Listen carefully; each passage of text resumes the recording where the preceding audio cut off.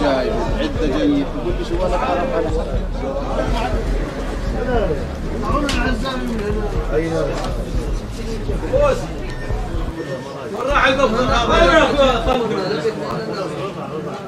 زرمس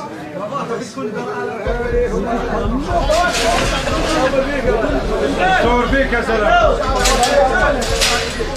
ارحموا ابويا ولا البطل هذا.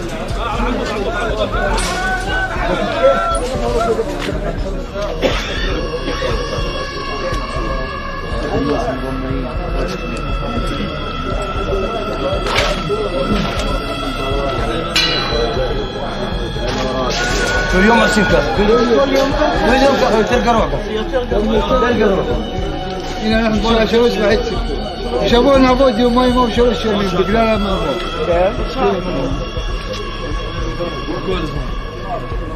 لخبطة معني نفط لو بعد اسمه حيالين بربيحة لونه كامل فتحين لي حاجة ثاني يا حكيم تثنين بعيوتنا فوقهم بعيوتنا عايز صلي الساعة عايز قول لك ساعتين مش رايحين ندخل يا عايز حسين ابعد عن عايش بدي اصلي محل شريك يلا تعال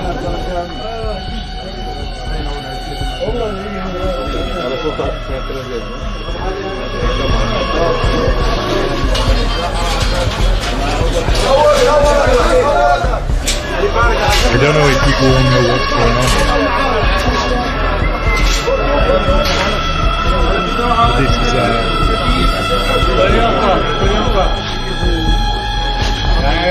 الشاشة عشان احنا قاعدين معك الشاشة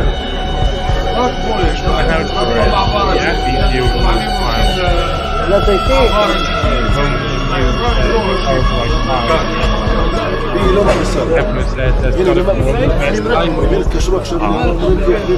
عندك كمان 10 شبابيك مختلفين وغير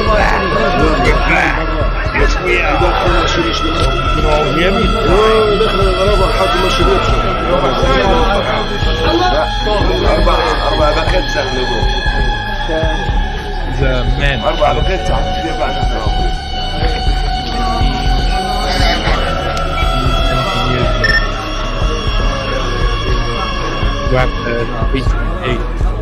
كان عبد الله سلالة بسيطة المقاعين بسمونة The white hello.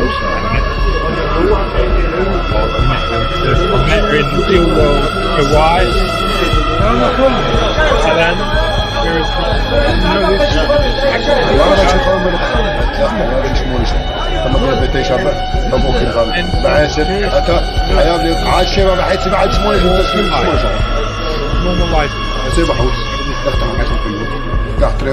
انا خاطري حتى لو كيعملوا لي سبيشال يبوليسها حتى تصيت واحد يوم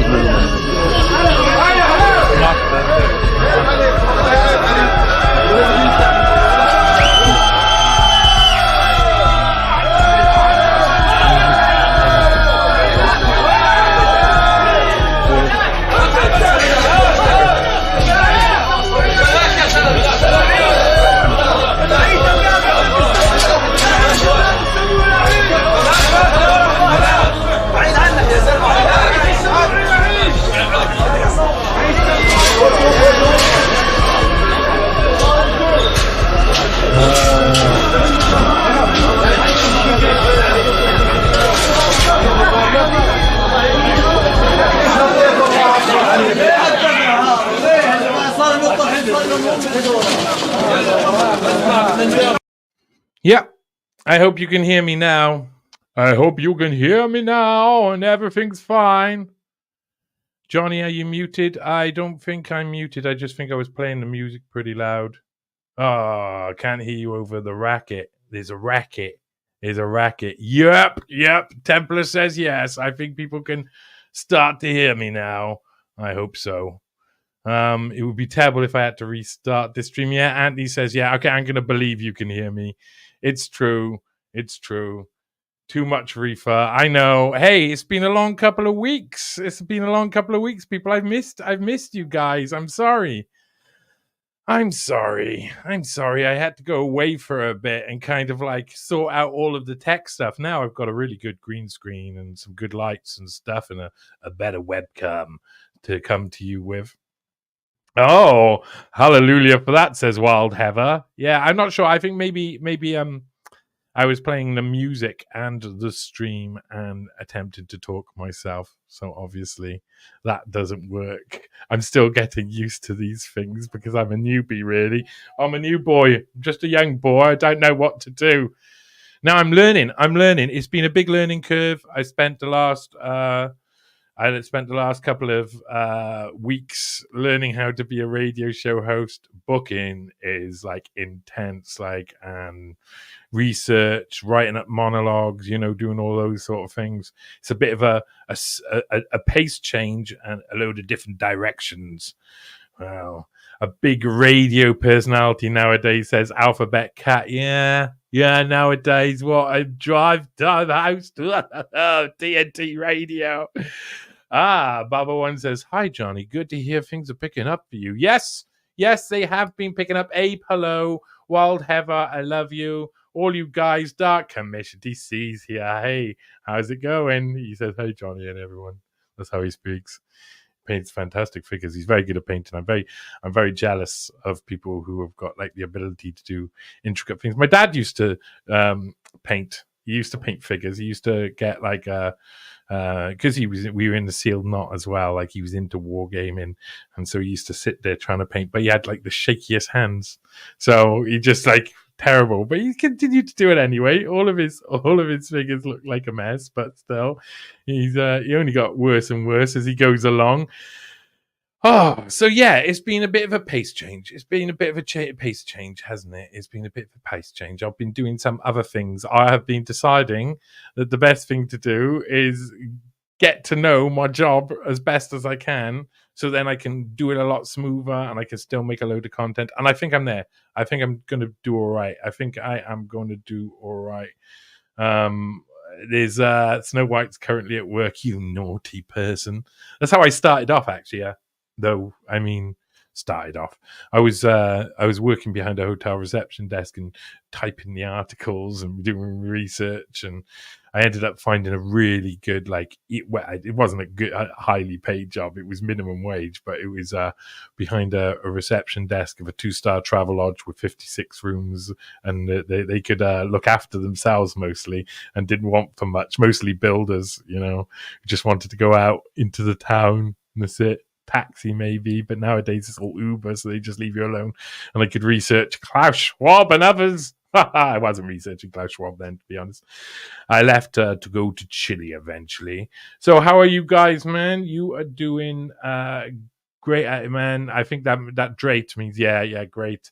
I tell you, all of you, I'm really, really trying super hard to learn how to do it, but also to try and not lose my personality and not forget to, I mean, you write a load of questions for people, but there's questions that you want to ask and there's questions you want to ask in the moment. There's ones you want to ask before and there's ones you want to ask in the moment, and knowing which ones.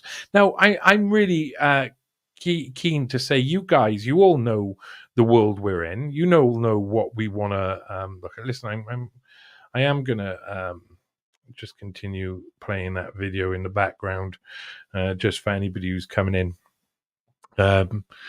You know what we're all about here. You know what we're all doing. What we're all doing is trying to communicate with each other, trying to understand certain things we can't understand. So if you have people that you think I should have on the show, and Lorianne is working with me to book guests. She is extraordinary. Ruckus is also there, my man Ruckus.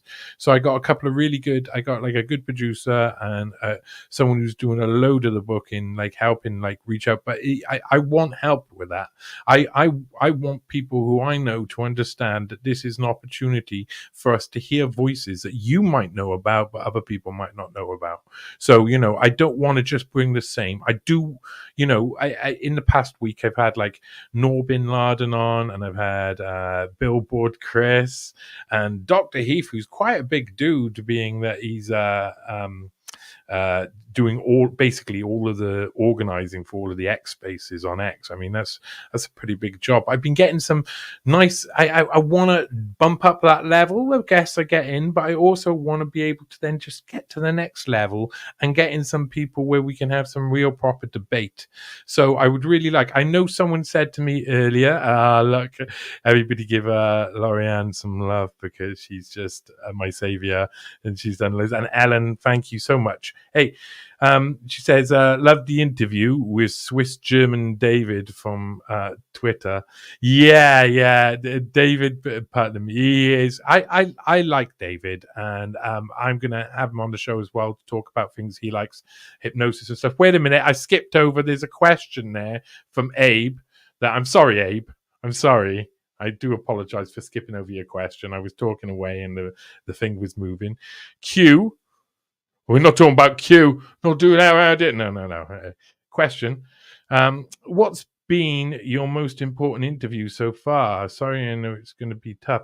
That is, I mean, if it's just of the past few weeks, then that's quite hard to know. I would say Billboard Chris, just because I got him at hello. Billboard Chris liked me, and I like Billboard Chris. But I've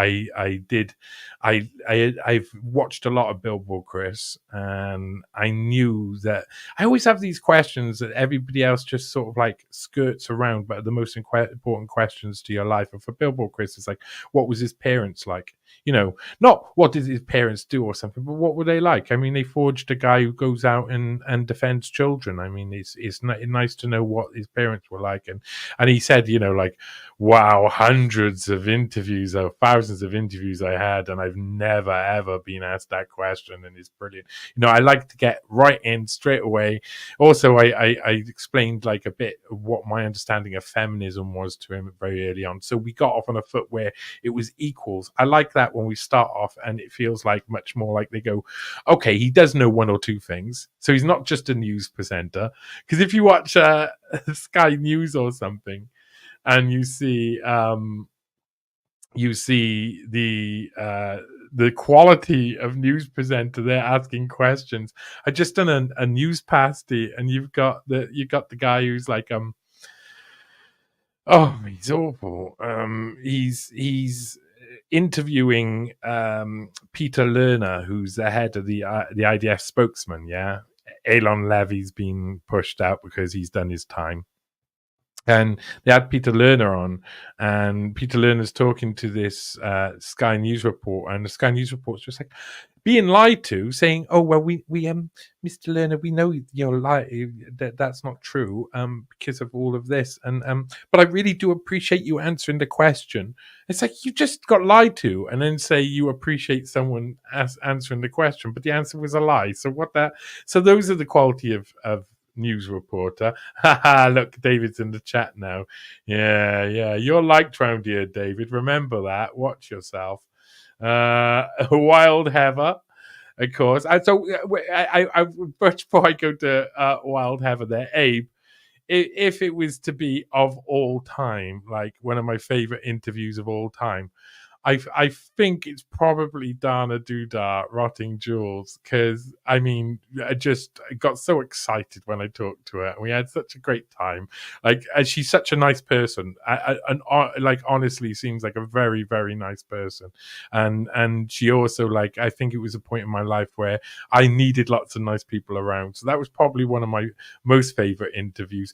Really though, is like when they say that, it's like my most favorite. Sort of like it maybe it was a news hound with Dana that was also quite because we just like it's funny. It's funny. I enjoy it, and it all gets fun. Yeah, sometimes you like you do something with somebody, and the energy is just perfectly right, and you just like it. And I got a few people like that. Dan Fournier, I love for being so like he's so energetic. He's like he's bowing away, he's mulling away, he's looking for the information. He's so passionate about it, and he's always got this look on his face like I found the next thing, the next piece of the puzzle, and I love that. But I also quite enjoyed, and this is the nation of Israel, guys. So, of course, everybody knows the guy who did the protocols for COVID under Trump that got derided by the MSM. And that was Zelenko, and his brother is part of the nation of Israel, and he presents it with another guy. And I like it was right. We're talking about Palestine and Israel, and it was probably I think it was a month before, so it was probably September last year that we talked, and they got I think the one of them got really angry with me after October 7th because my obviously my views are the Palestinian people are in a big prison camp and it's completely and utterly evil and awful. But I like the fact they gave me their honest. We didn't like have a massive argument. They gave me their honest beliefs, and I would really like now to maybe like do the same thing again, but have a bit of an argument, and them try and change my mind and me try and change their mind, because I think we're both like immovable forces on the subject. So it would be a really interesting moment like that. I'd like to do that, because then it's good for both of us, because we get to work at our points, what we believe is true. Snow White, really enjoying the show. You must be knackered. I'm going constantly. I mean, it's just constant. We are here because we ain't prepared to sit back and do nothing. Yes. So going back down, Wild Heather, how are you, Johnny? How's your weekend been? Lovely. Are you ready for this week's shenanigans in the TNT chat? Yeah. Waiting for little Carol. That's what I'm going to be doing, waiting for little Carol. It's really nice. Anybody who joins in as well is... Hey, tomorrow in the TNT chat, anybody who's there in the TNT chat, if you've got any questions that... you want to ask there specifically on TNT and you want to go through, do it, because Ruckus isn't about tomorrow, so I've probably got an extra spare 10 minutes between 10 past and 20 past the hour that on both sides, that I would really like, we could do test out some sort of questions and answers on the radio. I'll try and set the idea of what it is up later, what we're going to do, what we're going to cover, because it all depends on the guests, and the guests are very particular. Slav's in. Hello, Slav. Alphabet Cat. You've had some really interesting guests on your show, Johnny. Definitely getting interesting conversations on there. They're just really good people. I'm just really happy. And again, Lorianne, say, fancy meeting you here, David. Well, Lorianne's the reason why I've been able to get so many good guests. She's amazing. It's brilliant. Billboard Chris was a snappy dresser. He does such a good job. I suppose though it's easier to have a nice crisp shirt when you've got a sandwich board pressing down at it all the time. Yeah. Oh, whatever. Anyway, you don't have to laugh at my jokes. Lucky I'm not a comedian. I should be clicking on some of these. I forget you can click and I can make them appear. Look, I can click here and I can see Lorianne's dancing, and I keep forgetting this. Again, not very professional, is it? I'm not like these. Oh man, there's some. I've been watching some YouTubers now. They do it. Oh, they're very good. They're very good. But I'm not the same. I'm going to have a little smoky here and talk to you like people. So there you go, David. Not as a mock medicine man today. No, he's not the medicine man today. I can promise you he's not the medicine man today. But I did enjoy that. It did make me laugh as well, some of it. It was really good. You had me, and I was very interested. You posted out like that when I fought David Icke, I fought Bichon Frise, and I had fought Bichon Frise multiple times over that week because I was performing at the TNT Comedy Festival, and I had this cup which has got a Bichon Frise on the front. So maybe that was why I said David Icke. The first thing that popped into my head was a Bichon Frise, but maybe it was something to do about drinking a cup of coffee. Who knows? Maybe there's a relation there. Wearing your hat. Yeah, it was a very nice hat. A very, very, very nice hat. All normal now. All normal. Everybody. Never, never normal. It's true. Here we go. What's this say? Bubba One says, Germany has just legalized cannabis. Oh, yeah. Why do you think they haven't done it here? I know. Surely a subdued population would be beneficial for the criminal political class. I know. I think they know that it doesn't necessarily subdue the population. It makes people think. I mean, the positive benefit of marijuana is that you end up thinking a lot about stuff and finding a lot of time to laze around on your ass thinking about stuff that blows your mind. And then your mind gets blown over and over again, and you learn how to open up those parts of the mind, and then they can't control you. And that's what it's all about. I was really interested. I was interested to get one of the German MEPs or whatever they call it, not MEPs. I don't know what the I want to say members of the Reichstag. I don't know even if that's wrong, but anyway, the German versions of MPs or senators or whatever. I saw her talking about it, and she seemed like the way the news is reported about it now is so strange. You watched it and they've reversed it completely. They used to be like all demonizing marijuana all the time, and now like the person who's demonizing marijuana, who they bring on, one demonizes it, one says it's the best thing ever, and the one demonizing it doesn't have the support of the presenters anymore. The presenters are going, yes, but did you know it have all these benefits? It used to be the other way around, so you can see times are changing. And anyways, money, money, money. Weed ain't funny in a rich man's world and all of that. So, yeah, it'd be beneficial. It's just a matter of time. I was saying that to the kids in the park. There's a load of kids who are about between the ages of 16, 18, don't have any job or any hope. All they're doing is like smoking weed all the time. They got nothing to do, and it's all they think about. Can you imagine being a teenager nowadays? Number one, you have to just dress in black or grey, apparently. And it's like, I watch a gang of kids outside, and there's like 20 of them, and they're all dressed in different combinations of black and grey. Some have a grey hoodie, some have a black hoodie, some have grey joggers, some have black joggers, some have the combination of the two, some have maybe a little fluffy coat, like fluffy coat hood. But other than that, they're all exactly the same, except the one with the axe. He was interesting. But still, they got nothing to do. So all they're doing is looking at their phone. They're like, sex, violence, comedy, sex, violence, comedy. Same thing probably we're doing as well. Like sex, violence, comedy, sex, violence, comedy, sex, violence, comedy, and smoking weed. They've got nothing else to do. So they're going to have to give them more weed soon, because they keep having to arrest them. And they don't want to arrest anybody anymore. It's getting a bit like, you've got in Portland and places. And I spoke to a load of people who are Oregonians on the show recently. Portland people, a few of them.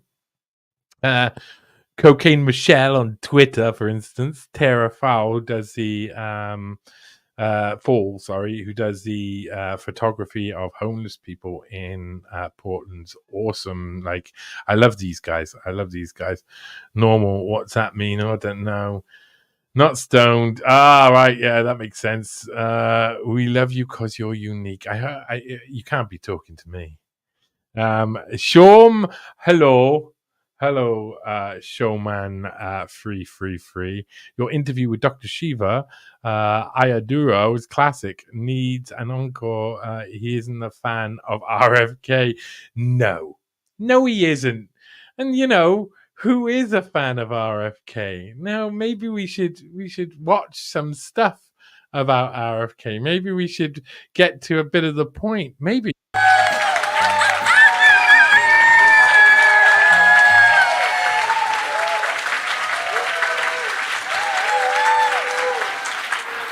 Oh, here, let's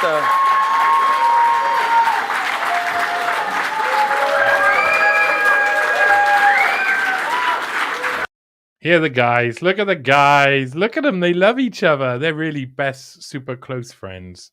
They're super best friends. They love each other very much. These are yes. I did promise you, Shmuley, and you know, I have to say, you know, whatever it says in the title for an Ask Me Anything, we're probably not going to be on it an amazingly long amount of time because it depends just what you want to speak about rather than what the topic is. So, you know, it's always, but no, he was not a fan of RFK was Dr. Shiva, that's for sure.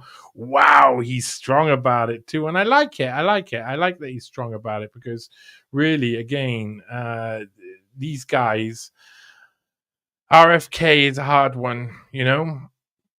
Rabbi Shmuley, it seems to buddy up to him quite a lot because I think he knows he's weak and he has to have like that help from around, especially from the worst and most nefarious. Loads of people know Shmuley only recently from from this nonsense where he dressed up as a stereotypical Jewish person. Dun, dun, dun, apparently. Yes, that's what they look like. But yeah, these are the guys who this show's officially about today. A bit of Shmuley and a little bit of RFK, and we'll watch some clips with them a little bit later together, just a couple of them, just to get the gist of how good of friends they are. And I got a couple other clips lined up here and there in the middle. Break this up a little bit. There's Abe is back in. Okay. Oh, Mercurius. Do you know being building blocks of broken society? Yes, Mercurius is amazing. She is one of my favorite. We've talked outside. What's up, cat? I got my cat. We talked a few times outside. Mercurius is an awesome mind. Okay, awesome. I trying to unwrap her mind is hard for even the most intelligent among us because she's got such an awesome mind. Listening to her speak about stuff is just unbelievable. I think Glorianne will say the same as well. RFK is a liar, a paraphiliac, and a creep. Yes, he is. I think that it's hard not to see. It's hard for us not to see that. Let's look at one of the clips. This is one of the things that RFK does a lot of. If I choose the right clip. Wait a minute. I'm gonna steal this cat. Come here, cat. Ugh. My little Hitler cat, who is a complete and utter trouble. She is one of the biggest troubles about, and she just goes around my feet going, "Please pay me attention," but she doesn't know what she wants. Let's play one of these clips of RFK now talking, and look how he kind of like seeks for the sort of pity. His mum's from Prussian royal lines, by the way, just to tell you. Years old when my dad was killed. I was with him in Los Angeles. I had a difficult relationship with my mom. My mom invented tough love, and I didn't get along when I was a kid, and I had a lot of acting out behavior. I ran away from home a lot, but after I got sober and this is what he does. He tends to, I'm not sure if you could hear that. It seems very quiet on my end, so I might not have set things up right. I wanted to have. But he is a complete and utter, he sells you a sob story. Now, I tried to say this. I tried to explain this on Twitter. And I'm sorry, for the people who love him, think he's the best thing since sliced bread. I think he's done something very simple. He's told you what you want to hear. So he's told you something often that you know. This is the trick that these sort of people... that's him saying, I have an... What could he have? Oh, an erection. Yes, of course. He tells you what you want to know. He tells you something you want to hear. He tells you some sort of truth, and people kind of fawn over him. So he'll tell you, for instance, like about the Milgram experiment, and you go, oh, yes, I know that. That's truth. He's speaking truth.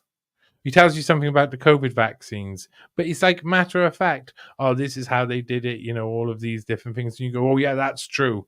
I think, but he doesn't quite tell you what he really wants to do about it, or that it's his friends or the people he votes into power that are doing these things. He misses out all of those bits, and then you keep going like, one keeps going, oh, he's brilliant. He's brilliant. At one point, I thought he was brilliant just because I hadn't really paid attention properly. And then once I paid attention, I was like, oh, no. Because then he manufactures consent for murdering Palestinian children. Of course. So he makes you like fawn over him. And then he comes out with the thing that he's manufacturing consent for. They only manufacture consent, for 1% to 5% of the time. So all of the rest of the time, they'll tell you things that you agree with them. And you just got to be careful. That's not what their main point is. Trying to get you in, Carrie. Carl, is that Carl? Did you say Carl? I think it says Carl. Shiva or Buddha would be great guests. Yeah, just Buddha is lazy. He can't get a webcam. He can't be bothered. Carol Baskin. There's gonna be there is gonna be eruptions. Listen. There's tiger stuff going on in the background. I tell you, there's tiger stuff going on in the background. That's all I'll say. Those who know what that means, but there's tiger stuff going on in the background for sure. RFK is part of the establishment, says Alphabet Cat. He is Kennedy after all, and he is into the eco stuff. Oh, perfect timing. It's perfect timing. Let me just quickly see. Let me just go through. Okay, everybody seems to be doing all right. No one said they couldn't hear the last clip, so that's good. So if you can hear all of the clips, then maybe I should play a clip, seeing as that makes sense. The man who was their uncle's most bitter Cold War enemy. Castro almost completed construction of a nuclear power plant, which gives people a lot of concern. I work for a couple of environmental groups. I'm a senior staff attorney at NRDC. We've done a number of energy projects throughout the Americas. Where am I complicit in a war against the earth? Industrial farming is the single biggest destructive force on the planet today. Vandana Shiva is the reason why there are no GMO foods in India. She's become kind of a rock star. It's like a phenomenon. This is Vandana Shiva. I'm Van as a part of Vandana. Food is a weapon. When you control food, you control society. Energy, lovely energy. There have been times when people would kill for these potatoes. Organic farming and a more sustainable approach to agriculture won't feed the world. And, there are tens of thousands of them all, competing, trying to get a mate, trying to say something to each other, trying to outcompete each other. Certainly a few parallels between the bird world and the human world. Albert Howard was sent by the British to improve agriculture. We cannot put all our trust in giant operations, in huge, industrial systems, because they have within them the seeds of their own destruction.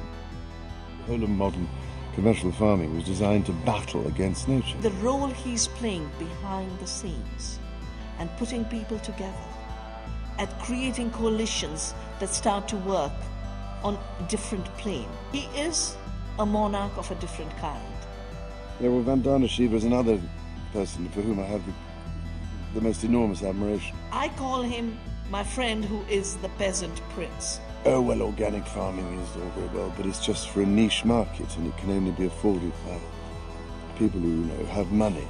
Very, very carefully developed that Prince Charles should be made to look like he's some kind of a loony on the fringe. You would then make it more expensive to produce food in a way that damages the environment. 20% of the population will need to be involved with agriculture because post-fossil fuel, we're going to need more human input. Cubans are all on bicycles now, because there's no oil in the country. When the Revolutionary War started, the British grand strategy was to seize the Hudson River Valley. The idea was based on an old British idea, really, where they had river keepers who took care of the private trout and salmon streams for private fishing clubs. They began talking that night about violence. Somebody suggested that they drop a match onto the discharge from the Penn Central pipe and blow it up. Another person said that they should float a raft of dynamite into the Indian Point power plant intake. For the first time in history, the environmentalists have standing to sue if they can show that they take some kind of a spiritual and aesthetic pleasure from it. And it opened the door to environmentalists to come into court and start bringing these lawsuits. Plume of influence. All the way up. Nature to me was always something that was important to fill some emptiness inside of me. Because he went to Jesuit school, which I did too. I love politics. Politics is what I do now, you know, as an environmentalist. One of the first great battles of the environmental movement in this country was the fight over the Indian Point power plant. You know, Kissinger had said, if you control food, you control people. Yeah, baby. Yes, yes, yes. Space Commune, I love it. Fox Green, who I had on the week before last, alongside Alex Dimitrios of Space Commune, of course, made Energy Empire, and it's a docuseries that'll come out a bit at a time. I think it's coming out one a month, and it's really well done. But it shows you. Of course, it shows you how they use energy to form the empire that's the World Economic Forum cage that goes above you, you know, that sort of like policy instituted by eco-health warriors. Now, question there, that I suggest everybody go to Space Commune and check a little bit about out. Yeah, I mean, what I like about Fox Green and Alex's work, they're trying to give a positive idea of what the future could look like, and we're not going to get away without walking into the future. We're going to have to go towards the future. There's going to be no way out of it. Time works that way, and things evolve. We're not going to be able to get it all we're not going to be able to get it back to what the Unabomber wanted, you know? It's just not going to happen. We know it's not going to happen. So we need an alternative vision from the one that's being presented to us by people who are Malthusian, like Robert F. Kennedy Jr., Vandana Shiva, King Charles III, and others. Interesting there, he was saying that, you know, Robert F. Kennedy Jr. was saying he uses nature to fill a hole inside himself, and I think that's how they got him very early on. I think it was his love of birds that did it. In many ways, his love of birds, both metaphoric and real birds. Rosworth says, question: what do you think about the solar eclipse psyops in the US, state of emergency, etc.? What's the angle? Well, then I have to say everything's a psyop nowadays. Everything. If they can make it into a psyop, they'll make it into a psyop, because that's how fifth generation warfare works. So they're going to keep just everything. Every time there's going to be any type of thing in the sky, any type of thing in the ground, any type of thing in between, it makes no difference. They're going to turn it into a psyop for sure. Wild Heather saying, no ruckus has he got from his doctor? Yes, I think he is a letter typing malfunction.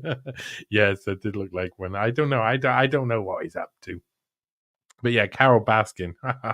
Billboard Chris is my hero, says Laurie. Yes, he's awesome. He's awesome. Hey, DC.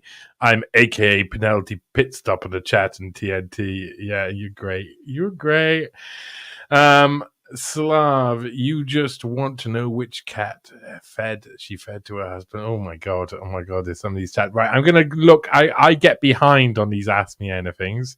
So the Comcast was brilliant, says Snow White. I urge anyone to go if they can get to the next one. I agree. I really enjoyed Comcast. I enjoyed meeting people like Wild Heather and Little Carol, everybody indeed, including Snow White. I enjoyed just meeting loads of people who were like-minded people.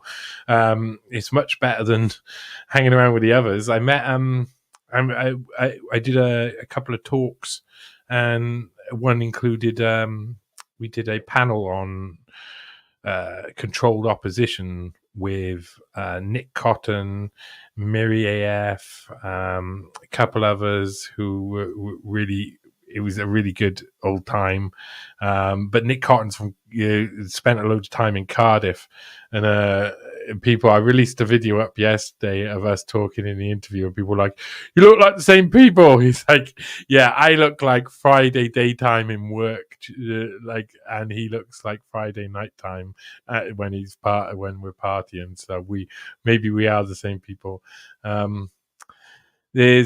What's that? There's no tax revenue from cannabis. No, what? Yes. Well, at the moment, there's no. Here we go. Here's someone who I'm going to be speaking to soon. Hello, Tim. How are you? Tim Hinchcliffe. Due on this week, I believe you are, Tim. I look forward to it. Why do people like Schwab, Soros, and the dearly departed Kissinger? Kissinger. Push for policies that can't be realized until after they're dead. What's in it for them?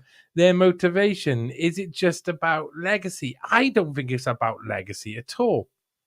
I think, in a sense, once you get up to the creating policies to forge society, you've always got to be forging it towards something that is going to be after your death. And in that sense, the initiation and installation of policy, or the enactment of policy, the incorporation of policy into everyday life, is like perpetual limited warfare. I talk about perpetual limited warfare a lot, but I talk about this post-World War II version of perpetual limited warfare because what I realized from doing a lot of historical research is that it's always been perpetual limited warfare because the technology was limited. It wasn't like back in the day we had a systematic way to murder loads of people really well. They used to do witch burnings and hang people and chop people's heads off and things like that. That takes time. It takes that you can only chop a certain amount of people's heads off in a day. You can only get enough axes, and after a while, the people rise up and all of that sort of stuff. But for systematic murder, they needed machine guns. So the first was like the killing fields of Belgium, where people were just marching into machine gun fire. That's the end of the old style of perpetual limited warfare, and the end of the about 1947 to 1957 was the redefining and sort of organization of what perpetual limited warfare meant with the new technology. In between, there was just lots of warfare that was brutal, and it wasn't limited, but it looked like it would go on perpetually. So they realized, okay, then you start getting 1957, 1958. You've got John Foster Dulles publicly saying, you Russians need to stop using the big bomb, and we'll stop using the big bomb, and then maybe we can just use little nukes against each other. I think that's the same with policy. That's the same with policy. It's slow. It's Fabian. It's that everything's about slow cook. Everything. So perpetual limited warfare is. Perpetual limited policy warfare would be. Perpetual limited legal reform. All of these different things that are part of our society, they tweak little bits and we go, oh, they already tweaked that bit though.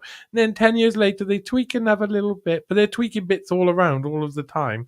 And soon you realize that the world's moved on and all of the people in control are enacting policies that don't even make sense to them because it's way distant beyond their time. But it's like, then you have to think about the mass, the whole, the spirit of humanity, I suppose. And this is why when you listen to a lot of their rhetoric, they use terms like the spirit of Davos or the spirit of humans or the spirit of man, or they use these sort of things to describe this big overarching drive that we have forward to improve constantly. And we know it exists, but we have a hard time defining it and moving forward with it. And so I think the reason why they enact liked all of these is because it's perpetual limited policy warfare. I've never said it like that before. That's the first time I've ever said it. So I like thinking in that way. Lots of talk about weed. Ooh, crack weed. Ooh, crack weed. Oh, I'll try a bit of crack weed. Marta's in the house. Marta's one of my most favorite people and has been there for me during literally my darkest days. I have to say, Marta is she's been one of my best friends in a way that is just wonderful. And isn't that the truth for Emo City talking up there? Oh, all of you ladies, look at all of you ladies. I mean, nothing to say to the men, but the ladies are wonderful in here, and I thank you very much for being all supportive and nice and wonderful. And I think, if I'm being attacked by a cat, I'm going to kill you. You are just at the living end. She's Hitler reincarnated. I've tried to explain to people, but they don't understand. Oh, it's weird stuff. They concentrate. Right, let's get to some more questions. There's two types of THC. Oh, well, let's go to Dark Commission. It says there's two types of THC buzz. Wavy Davy has been bred out in favor of buzz. I want Wavy Davy through the music and art, etc. Oh, yeah, I understand that. And Tim Hinchcliffe says, Cocaine Michelle was great. I grew up 40 minutes from Portland, Oregon. Used to visit the farmers market in Portland on the weekends. I can imagine, like Cardiff and Bristol. I mean, Portland is very much like that. That sort of artsy sort of city that you get in these places. It's always always with farmers markets and cheese markets and all sorts of things. I mean, the market in Bristol, down like Broad Street or whatever on a Sunday sometimes in the summer is just awesome. You get such a range of smells and stuff, but you also get a load of crafts, and in the nighttime, of course, you got amazing music scene. They used to be so great in the past, and you can kind of see how really cultrified places become fascistic or communistic as soon as a strong enough trend comes over the entirety of society. So we've seen it with like trans ideology or the idea of anti-fascist environmentalism and stuff, that that it becomes that bit more powerful that all of these cities then turn from these wonderful places where you can, there's rich with culture, to the culture being controlled, co-opted, defined, threatened by these masses of people who have to kind of like have their way. Now, I'm not gonna say some of these lines out loud. There's some of these messages I'm not even going to put up on the screen. Just don't ask him about Epstein or Israel. RFK, yeah, indeed, he's a little bit difficult to ask about those subjects because he's so tight with him, he's so in with him, he's so down with him, he can't help it. The meeting that I showed you, where at the start or near the start, where he's being given a handshake by Shmuley, is the same one that I showed you later on, where he's talking about it being young. And let me see if I can share the screen. I think I can share that. I think I am competent enough to be able to do such things. So let me see, and I will see if I can share the screen. I will press buttons and everything and see. Oh yes, look, that's a good one. Let's share it. So here we have the Jewish Journal, a good place. But look, yes, it's like, do you see him hanging around? Have you got any with him with the Gazan flag supporting Gaza? It kind of looks like, to be honest, the way that photo has been taken, it kind of looks like there's fire at the bottom of that flag for a little bit, but it's not. This is from, I stand with Israel because I stand with peace and prosperity and justice for all. What type of sentence is that? Really, we know what's going on. What type? I stand with Israel because I stand with peace, prosperity, and justice for all. All meaning not the Israelis, the Palestinians, the Canaanites, however you want to call them. All the who cares? Everybody who's in the Middle East, really. I mean, especially Iran and Syria. No, you don't stand for peace, prosperity, and justice for all. You stand for peace, prosperity, and justice for Israel and all Israel's allies. It's very much. And then he stands in the middle, and look, he gives a little wave, and he's like proudly does it. Oh, he loves it. Oh, look, the River Jordan.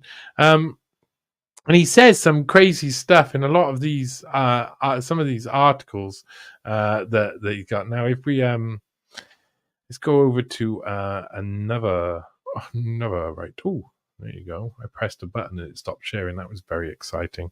Sorry, I get very excited by modern technology, so don't be surprised if I just like my head pops. Oh my God! It just came on the screen. That's amazing.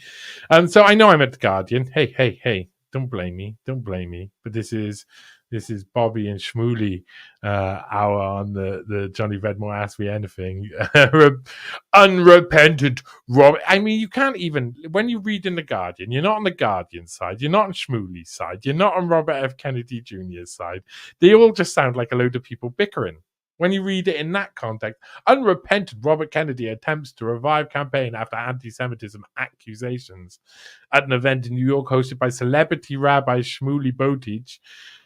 RFK Jr. told the audience he was facing censorship and character assassination. Oh, yes, because that's what they do. They're always trying to censor. And what does he say? Look, these are Jews reacting to. Look, this one's. He's holding his chest. He's like, Homer, I can't believe what he's saying. No. And this other one's, oh my God. Oh, what is happening here? They look terrified by it. So, I mean, I don't even know why he's there, apart from to be ridiculed by the people who don't believe him. They don't believe him there, and we don't believe it. So what's going on? So anyway, but he says there's a way to censor people through targeted character assassination. You use vile accusations to marginalize them, and that is the kind of censorship I'm now dealing with, he said. What, like you hung around with Jeffrey Epstein, he was one of your mates, and you rated your sexual conquest over 37 different extramarital affairs you had. All things that people know. You know, you treated your wife really badly. Oh, no, that's just censorship. That is just censorship. And down here you go again. This is a Guardian, so you get to hear. And it says, in trying to counter the charges of anti-Semitism on Tuesday night, Kennedy merely succeeded in doubling down on the false suggestions that China orchestrated the epidemic. He said there was no evidence the virus had been engineered. What? He said there was no evidence that the virus had been engineered. Yes, it was, wasn't it? And in any case, it would not have been engineered by Jews. Most of the experiments were in China, in Wuhan. So it's very confusing. You read what they're saying, and they're all lying all of the time on all sides. So it's really hard to understand what the bloody hell the truth is, because I don't think there is a truth. Now, everybody knows, every single person here knows that these guys, let's go across. Everybody knows their friends. Everybody knows. And this is a post by Rabbi Shmuley. I'm not going to go through. Rabbi Shmuley Botich today he's talking about himself in the third person, met with Democratic presidential candidate Robert Kennedy Jr. and discussed Israel and the rise of anti-Semitism and Kennedy's recent tweet where he supported Roger Waters. It was courageous of Bobby to come meet me and reassert his lifelong support of Israel and the Jewish people. This is what they used to do with Nahum Goldman. They used to come and kiss the ring, you know, or Chaim Weizmann. They used to come and kiss the ring. That's what they used to do. And there he is. We all know it. We all know this. We all know what he did. There he is. And I mean, that's pretty. There's some heavy people watching over there. Don't ask about Epstein. No, let's not do it. Lots of Oregon. You got Johnny, my 17-year-old played rugby today. Good. They won. He drove proud mummy moment. Yes, awesome. We do like rugby. I was talking to someone else. The reason I'm so surprised, I was talking to someone else who was telling me their son was playing rugby. So obviously rugby is still going strong. Seamus in England. Yeah. A little bit of racism against the English is okay if you're Welsh, but not against anybody else at all. They are both dodgy characters. Yes, they are. Daniel, I'm tempted to say, and his lovely wife Susan is probably here too, but I know they're not married. I just say it every time. Daniel, I love you. You're one of my favorite people around. Hope to see you again soon. Really, I really want to see you in person again soon. It'd be really nice to chill out with you guys. Let's make it happen. Cheryl, hello. That's Cheryl Dawn V. Is that how it is? Johnny, what's your opinion about the eclipse tomorrow? And all the doom and gloom surrounding it. I think it will pass, and everybody will. Some people will miss it completely. Other people will be really, really silly. I don't think there's going to be anything at all. Is there? It does. Listen, if I'm wrong, so okay. It's too late to do anything anyway, because the 4 horsemen of the apocalypse are riding down from the red burning eclipse as Satan returns to Earth or whatnot. If aliens will be everywhere and will swallow my soul. If that's true, then boo hoo hoo. Not gonna worry about it too much now, because I've heard it a couple of times before. Any of the woohoo when it comes down to eclipses and things. I mean, they all have symbology. They all mean something. I mean, I would think that this has got a lot. There's probably a lot in indigenous cultures around America, where this is around the time of new awakenings and the new cycle of the Earth. Mayan calendar, I think, it was a new cycle, maybe in 2021, 2022, 2020, something along those lines. I mean, it's exciting times. Everybody has this idea that there's going to be something, but you can't. It's not much you can do, even if it did happen. Just don't be worried about any eclipse. Enjoy watching it. I mean, eclipses rock. They often, I have to say this, if you go out your way to watch an eclipse, something may happen in your mind. Yeah, it may reset the place you are now, and it can be the start of a new beginning. You can look at it like that. You can look at eclipse and say, this is going to change something major in my life, because I'm going to get up and do something major about it. And that's a good thing about an eclipse. Sometimes happens. Fossil hunting in South Dakota. Of course. It's true. Okay, I'm just going to have a little quick look through. That voice when you get deep vote Shmuley's dildo. Oh, whoa, I can't say those words. Oh no, I can't say those words. That's dirty. You dirty Gertie, as John Lennon would say. His last words were, "Oh, you're a dirty Gertie."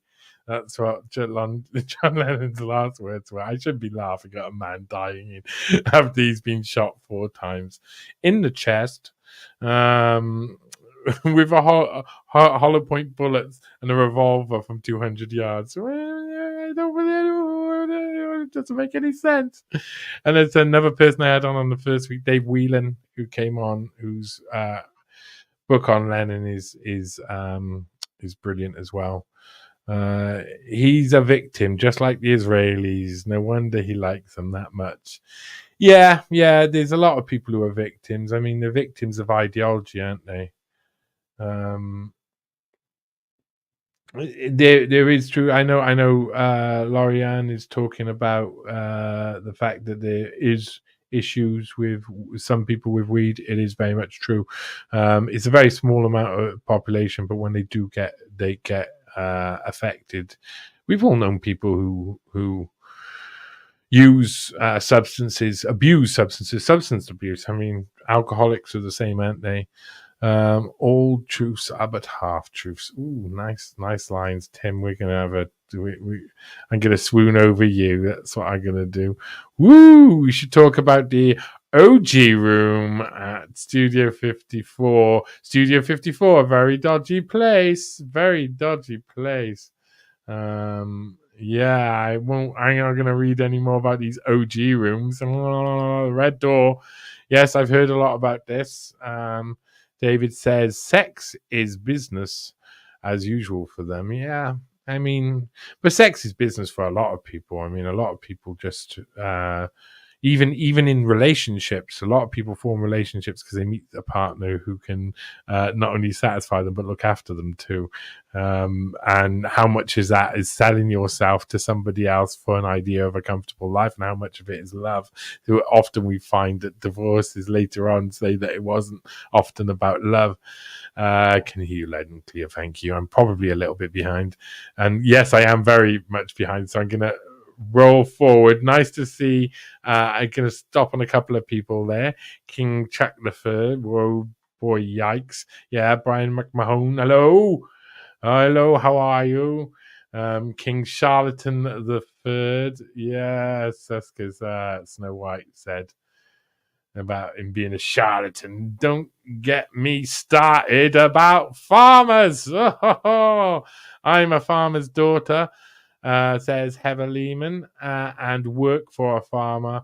I get very feisty with farmer bashers. Oh my God. Well, definitely. There's a lot of these people are just taking farms away from the people, because then the people could grow their own food, especially with the newer technology. With newer technology, farming could be much more lucrative for farmers themselves, and but big companies know that, so they get involved. And Tim saying again, question. Oh no, we've been what about legacy? We've been here. I've gone back a little bit. I do apologize. The Empire Strikes Back. Green Man brings forth the Antichrist. Oh my God, is it that time? Is it the time? Right, Anthony, nice to see you in the house. Rich Kid Kennedy, yes he is. Is that one? Oh yes, and Daniel noticed when Robert F. Kennedy Jr. was speaking in that. Jesuits, didn't know that. Yeah. Marta says on X, of course, my lovely Marta says Jesuit school is how you learn to lie. Yes. Look, Lorianne, of course, blueberry girl, raised on the blueberry farm. One of the passions is saving our small farms. Yeah, that's one of the things we can concentrate on when we're booking for the Johnny Vedmore show as well. Is things like this. This is what I mean. I need good advice from people. That's what I need. Ollie's granddad, hello, nice to see you around. What part of genocide do these self-proclaimed protectors of truth not understand? It's proper disgust. I know, it's just unbelievable, but it's not but unbelievable. It's completely believable. Just these guys are just awful. Oh yes, look. Hey Laurie, I'm Wild Heather on 2 feeds. How are you? Oh my God, there you go. Wild Heather on 2 feeds. That's how wild she is. Most definitely. The hands, yellow, heart, red. Ooh, I don't know what that means. Oh, look. Oh, beautiful. I get a feeling that Graham Moore is in the house. Hello. I would have gone to Comcast if I knew earlier it was on. It was a really nice, I have to say, it was a really nice small event. It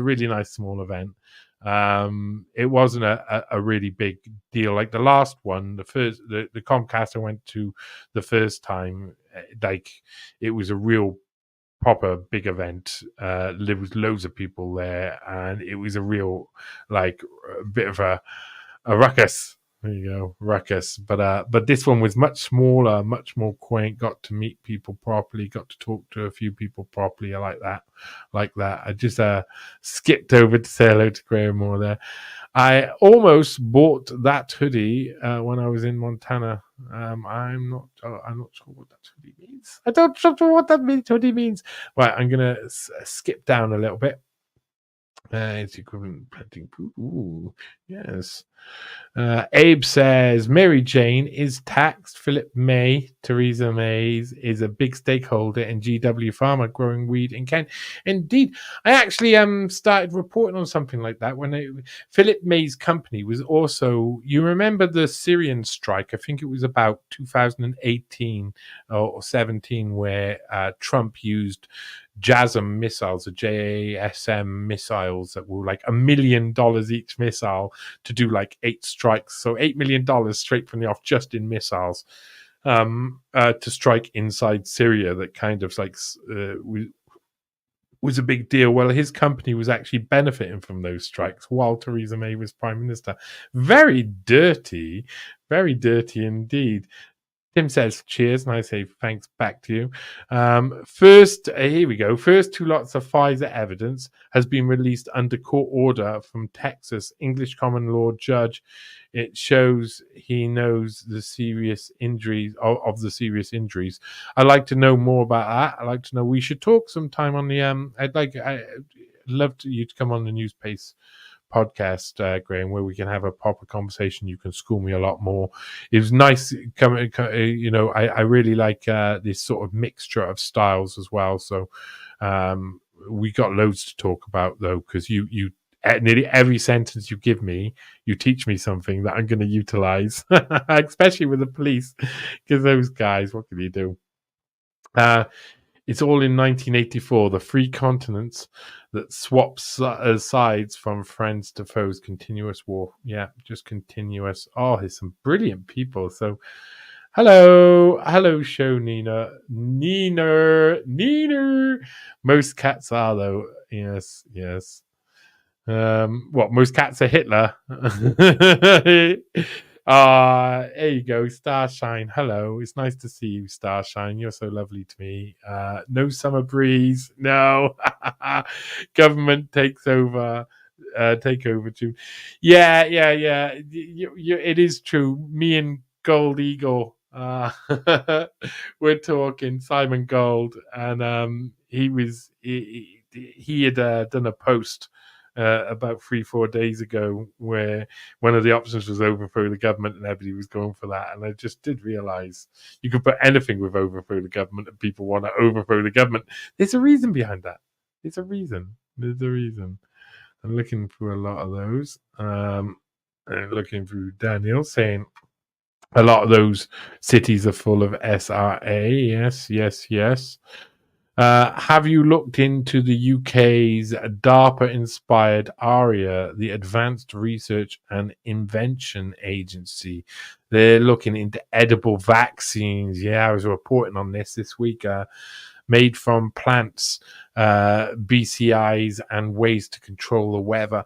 Unbelievable. They want to put things in your plants. Like, how do you regulate the amount of vaccine? I mean, it's obviously their attempt to get as many people, drug as many people as possible, and get it normalized. I mean, the normalization of drugginess. If you go back to, if you look in Dr. Klaus Schwab, or how the CFR taught me to stop worrying and love the bomb article, that's on the pinned tweet on Twitter.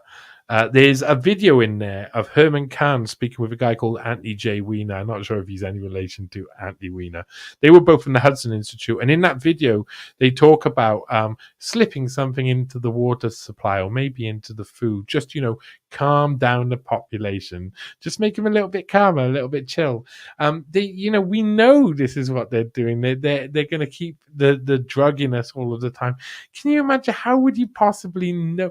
They're going hog wild on us. It would mean then they would have to say, well, to know how many vaccines you're taking with your food, we now have to control your food intake by literally can you put that into your mouth? Are you allowed to do that? If you've had enough of that today.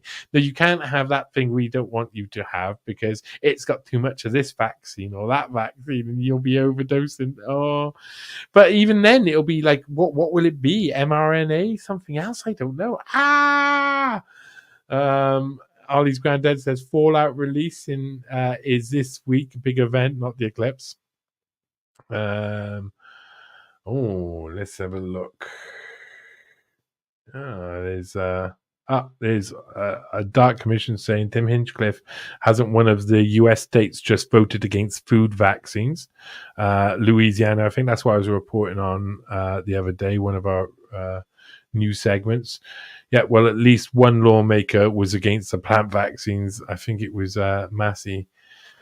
What a surprise! There's always got to be one who's kind of like holding back the flood, and then they become the hero, and then they're easy to identify who you have to co-opt. You see how it works. So, what comes first, the chicken or the egg? The co-opting, or the idea that leads to the co-opting, or the idea that leads to the hero worship that leads to the co-opting, or the co-opting? Which ones comes first? I don't know. Chicken and egg. Yeah. At least one lawmaker. Yes, of course, I read that. He was off the hinges in his Dave Smith interview. Or you're going back to RFK there. Yeah, he is. He is. That's what I was referring about Israel. That Dave Smith interview was very revealing. I saw this coming. I don't want to be like over the top with like, oh, I knew everything. I didn't know anything. But I have to say, like, I was starting to do stuff on CHD, have interviews on CHD. It was going to be a regular show on CHD at one point, I got told.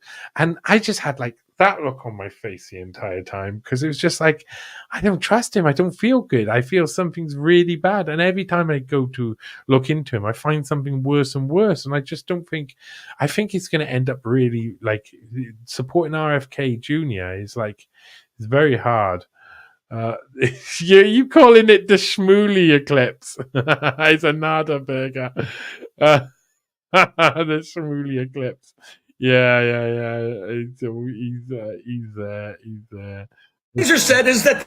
Let's just see him in the corner shouting about some Jewish person who said something. You've all really come for the Shmuley anyway. Oh, well, hello. I just want to say hello first. To Gary, SE7. Is that Southeast 7? Is that your London boy? Is that what that means? He means your London boy. Are you from Southeast, mate? Are you from Southeast? You're going to mess me up. If you're going to mess me up for making fun of you, come on then. Nah, that's my best Southeast London impression. Johnny, what's the secret to looking so stoned? My friend, what's the secret to looking so stoned? You have to smoke weed. Amazing. And not put any tobacco in it. That's the other secret, by the way, just to let you know. Dark Commission says there's a total eclipse every couple of years somewhere in the world.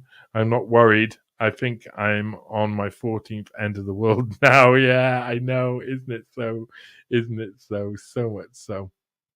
But I have to say, I did have a little bit of a life change in that sense. I mean, the December 2020 eclipse, I remember it was like 14th, 15th, or 16th of December, and it went right over where I was. I mean, right over where I was in Chile, and it felt like there was a new start coming. Oh my God. Right. Okay. So there's a few things. First of all, can I just say, hello, Holly. How are you? I hope you're well. Another person that I got to meet at the Comcast event, and I really enjoyed meeting you. Hello. End of 2012, Mayan calendar ended and then began again. Yes. That's right. 2012. But then, was it then the Aztec calendar? Is it different? But there was something, it was like the start of a new cycle of something in about 2022 or 2023. I remember when I was in Mexico, maybe they were just trying to sell me t-shirts. They were probably just trying to sell me t-shirts. Well, I mean, this is what the Jehovah's really is all about, isn't it? It's all about predicting the end of the world and getting it wrong. Here she is, the legend. Oh, what's happening here? Oh yes, we just got Rabbi Shmuley with his fingers in his mouth. I'm not sure we should be doing. Let me stop the pain. We got we got Lil Carol in the house. Another person who I met at the Comcast event. Of course, the eclipse is in my house of romance, Johnny. So if you know anyone suitable, please let me know, please. Oh, I think you're flirting with me, little Carol. I think you're. Oh, you do. No, I'm. What am I doing? What am I doing? You're flirting with Monkey. I know you're flirting with my monkey. You must have met my monkey. He's a very happy, handsome type of chap. Very charming too, usually. But yeah, Little Carol is a legend, especially in the TNT chat. If you want to come, you'll see Wild Heather Lehman and Little Carol in the TNT chat having fun during the show. I really like it. Really appreciate it. Oh man, can I speak this language? I can't speak this language. I don't know what you're saying. I just don't know what you're saying. Okay, Graham, Sir Richard Brady, Brody, was a farmer and MP, one of the last and best English MPs we ever had. He was English constitutionalist. He loved the farm workers. When you talk of past tense, so take it Richard Brody is past, or is it just he's past his time in power? I got a skylight leaking on me, but don't tell anybody. Shh, don't tell anybody at all. Where's Kate? Laugh a lot. Another psyop. Yeah, I know. You can't even talk about these things nowadays. You just can't talk about them. You just can't talk about them, or you get accused of very bad things.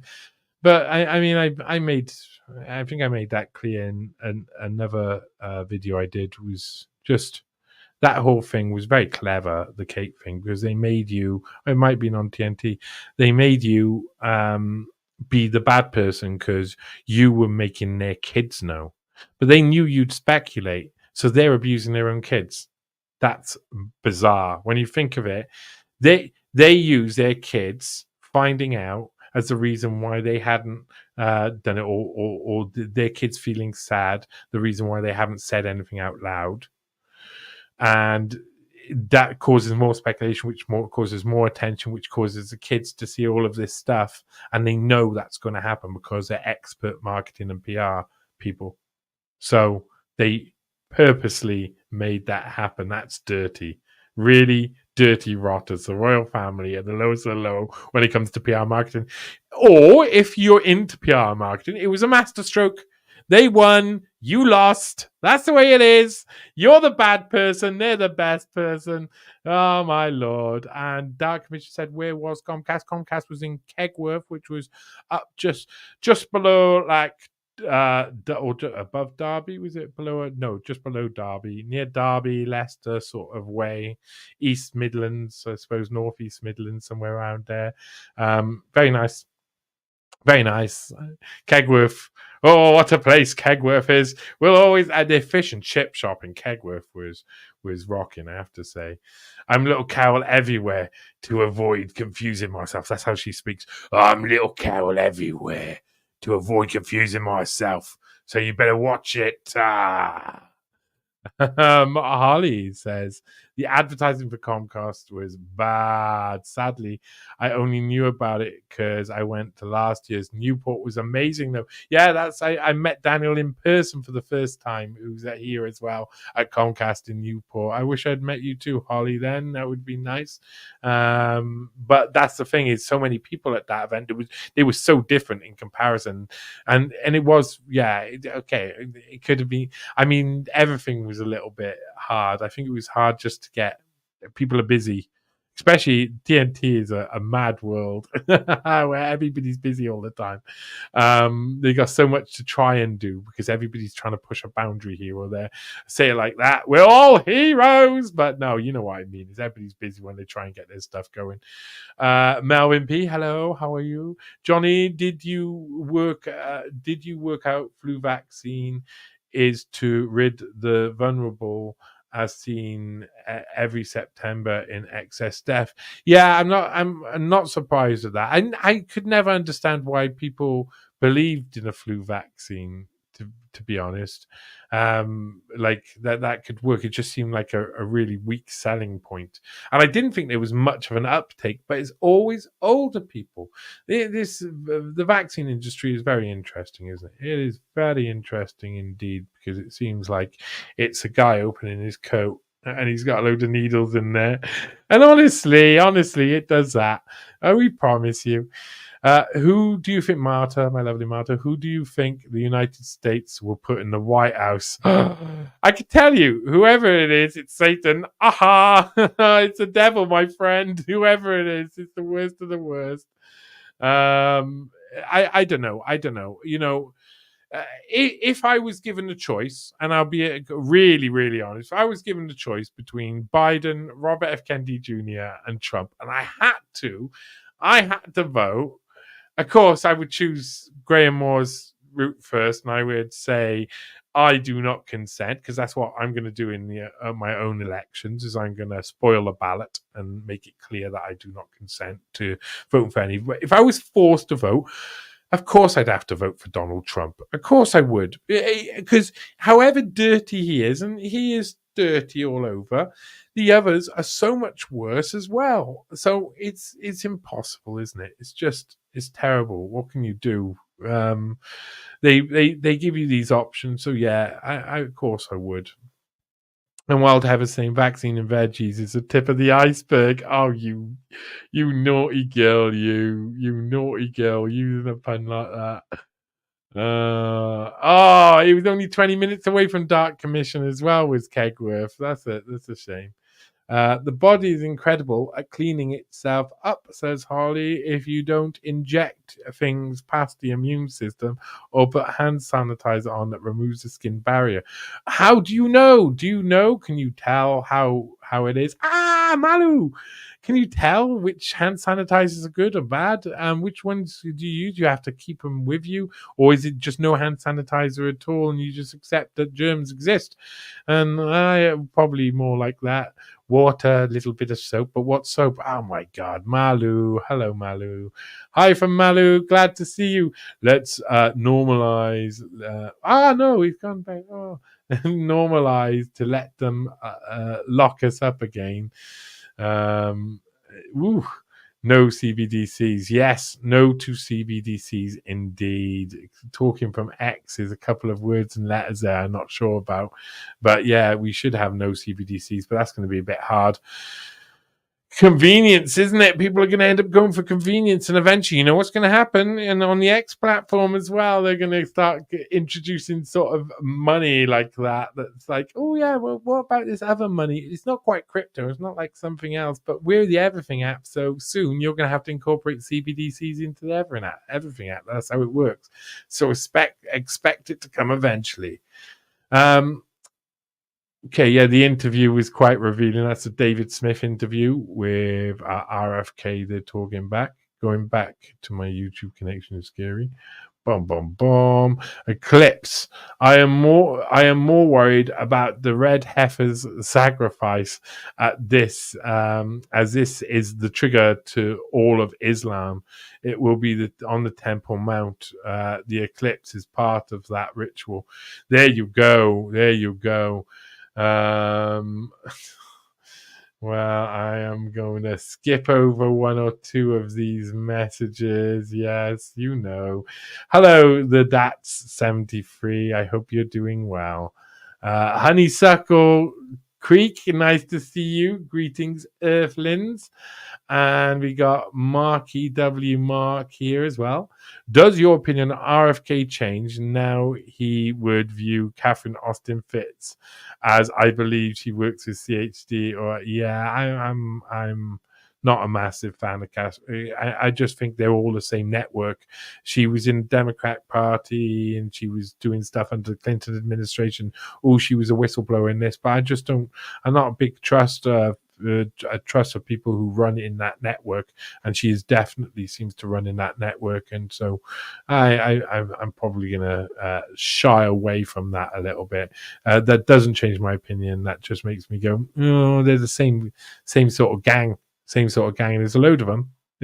You'll realize who they are once they come out and support for it all. Let's see. Ray J. Oh, I love you, Ray J. Hello. Johnny V had just got here. Was mods on a premiere. Ooh, okay, that makes sense. We'll do a catch up on what I missed. Take your time. Good night, David. Sweet dreams and all that. Hello. Off topic. Is Irvin Welsh really writing a black train spotting? Boo. I didn't know about that, but if that's true, that's quite funny. Ellen just says about the red heifers. Don't care about the red heifers, and they should.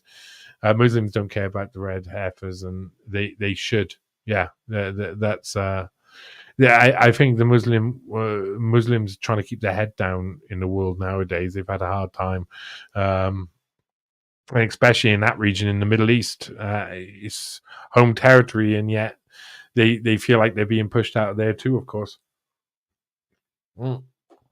So, Mahatma Levolens, I actually identify as a Scottish king, therefore everyone is obliged to obey my every command. By royal decree, my pronouns are sire, my liege. I like it. I'm willing to do it. Hey, Johnny, says little Carol. Are you coming to the WTF in Cumbria, May the 2nd, 4th? Because I have a spare ticket if you want it. What is the WTF? Because I heard it mentioned, and I didn't actually see Snow White saying I'm spoiling my ballot. Good on you. Let's take a little bit of it back. Let's start spoiling ballots. I do not consent. I agree with that. I can agree with what words get written on a spoiled ballot, because it has the same meaning, doesn't it? Trump is also comedy gold. It is true. I don't want to support. I don't. Who wants to be a supporter of Trump? No one wants to be a supporter of Trump. Wow, actually, there's loads of people who do. But if you choose between the three, then he's, as I said to a couple of people when I asked the question, why is he so important to hardworking Americans? Because that's why he's important. He's important for people who break their back all the time and look out and see themselves getting a rough deal. He's the most important out of those three candidates for those people. You can't do anything about it. That's the way it is. If they had better candidates, it may be something else. But the old Democrat Clinton-based establishment is burning, dead. They're all senile. They're all at the end of the tether. So the whole Democrat Party is going to go for a reformation like you haven't seen. And that's where I think the Prince Across the Water type thing of Robert F. Kennedy Jr. will come into it. He'll come back and suddenly be like, Ma! And floating into the throne. But that'll be in 28 or 32. Probably 32. Don't believe the uptake numbers in on the fake vax. Yeah, agreed. And Holly says, shag, marry, kill game. Ooh, with presidential candidates. Sorry, but you broke my heart red pilling me on RFK at Comcast. Another one bites the dust. Sorry, Holly. I do apologize if that I don't mean to break people's heart, but I think you just realize anyone who's involved in politics is probably mostly there's one or two, but mostly they're a dick. So I mean, I laugh at that, but that's because it's true. Melvin P says Trump calls himself father of the vax. Yeah, I know, President my vax. There you go. Oh no. There you go. Yeah, Johnny Red pill me regarding Catherine Austin Fitz. Sorry about that, gang. I'm just saying just watch yourselves. Hey, I could be wrong as well. I could be wrong. I'm happy to say I could be wrong.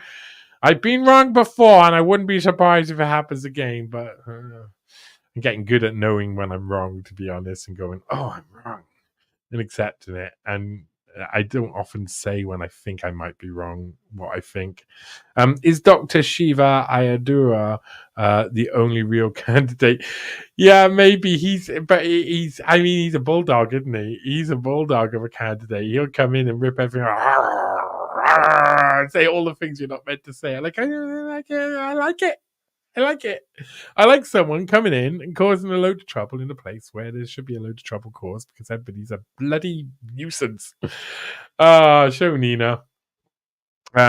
I heard they don't have the bridge made yet for the sacrifice. Oh, yes. Not surprised. You know, sacrificial bridge making business took a downturn about 1,500 years ago or something. No, but anyway, Melvin P. Oh, Trump calls himself. Hey, how did that happen? I think it's skipped twice. There's some good chat. Thank you. Hey, gang. I mean, like, share, subscribe, of course. Thanks for your support all through these like rougher days. I mean, I get back to. I think I'm doing all right with it. I think I'm near the bottom in that sense of the chat. But I really want to say. Thanks to everyone for supporting me for so long. It's been such a hard few years. So people who have shared this journey with me and know what I've been through over the past few years know that it's been hard. It's been heartache, and I've put in a load of work. I put in a load of work because I was like, right, whatever happens, I just can't stop. If I stop, I'll regret it. I'll look back and say, well, while I was crying about how bad life was, I could have been doing a load of things at the same time. So that's what I did. I cried about how bad life was while doing a load of things at the same time. And I'm glad that I did all of that. And I'm glad that a load of you guys realized, you know, some of the things I did along the way haven't been good. Some of them have been really turned out really excellent. So I really appreciate that people have been honest to me as well. I try and be honest with people. It sees me have hard times sometimes with people because you can be let down by people, and giving people second chances is really hard when they've broken your trust or whatnot. But I am a believer in giving people the ability to become better and then seeing it yourself. I've been not the most at times in the past few years, in all my life, I've not made the right decisions. I've done wrong things. I've been a silly arsehole and all of this. But I've been really trying to get to somewhere where I can be like, okay, I'm proud of what I can be able to do, and that I'm able to help in different areas, and then I'm happy that I've met all of these people during that process. That's all of you guys, and I really mean I've met a load of you guys, and the ones who I haven't met yet, it's just I haven't got there yet. Okay. So we're going to meet at some point. Like these people who, like this chat, I've met a load of different people in this chat now in person, and I will meet them again at some point. I've talked to these, like you guys, over and over again in messages. I mean, the person up on the screen now, Lamert Albertus, we've had loads of different conversations, and there's times where Lamert says, or Lamert, has said to me, what are you doing? Don't do this. And there's times when he said, do this, don't do that. And I've weighed up, and I've loved that this person is being honest with me, and that we can communicate via DMs and have a conversation with each other. It's really massively important. Ellen, the same. Just there, constantly trying to help me and trying to push me along and trying to teach me how to do stuff and trying to be a good person. You know, Laurie and everybody else and DC and all of you people who are actually, and it's not I'm not saying this in a vacuous way. I've had like trauma galore, and I really have had some of the most wonderful people, met some of the most wonderful people in my life when I needed to meet them the most. And so you're a load of wonderful people. I really appreciate you. I really appreciate you in a level that I think is above the, oh, I'm just doing an Ask Me Anything with a load of people who I don't know. These are all people who I could potentially know. You're all people I can potentially talk to. You can all be people who will potentially change my mind about this or change my mind about that, or be there to. Some of you people have been there to support me during my darkest hour. Marta, without Marta, I would not be here possibly. I mean, really, some of the people here have helped me in ways that I can't even describe. You know, it's not just like, oh, they've dropped me some money here, or something, a sticker here, or they've, you know, given me a nice comment, or they've shared my posts out. I mean, fundamentally being there for me, my soul. That's like a really that's something that none of us can like take for granted, and I don't take it for granted. I really appreciate it. Do realize Trump was in on 9/11, dun, dun, dun, and Corona. It does seem like there was evidence of that. He was especially excited about that. He was always involved in things like Colonel Gaddafi as well. Remember, he supplied the tent, I think, Colonel Gaddafi's tent. And just saying goodnight to David there, another person who I've had in my life recently. Weekend True Festivals, Johnny. A ton of speakers you will have heard of. Wild Heather has a space in her car. I'm sure you could get a lift. I'm sure I could, but if I did, I'd probably want to go up with me monkey, because monkey is like the best thing around. And if it's during the summer as well, we love to go on adventures. If he's not left the country by that point and decided to sail around somewhere like Malaysia or somewhere where he often does. But he's my brother from another mother, and we do most things together. You know how it is. You always have that friend in life who you can't help but to love. Johnny, there are a few researchers whose work I respect, people who you know personally, but I've heard you say you've lost some respect for them. For you, does the messenger take the message? So I've had like loads of different people. Is even more people than I could even explain to you, because if I explain to you all of the issues I've had with things I've seen behind the scenes, I would taint all of those messages. And a lot of the messengers out there, and I try and say this is the same with RFK Jr. He will tell you what you want to hear 95% of the time, 99% of the time, however much. But then he will lie, or he will manufacture consent at the moments where you need him most. And that's his job. That moment when you need him most, when you think that's the most important thing. That's the same for nearly every person who I deem as maybe controlled opposition or manufactured opposition. There is a difference. Like, they're not directly controlled. They're controlled by conduits. They don't even know they're controlled. I mean, we talked about this during the Comcast event. That's what our talk was on the fact that there's a load of people who don't even know that how the pressure applied to them makes them act in a certain way. But some of these people who I know, they are seeding in certain narratives, or they're leading people across to other narratives. Now, take in all those narratives, but do not idolize someone as the truth bringer, so everything they bring is truth, because that's the problem.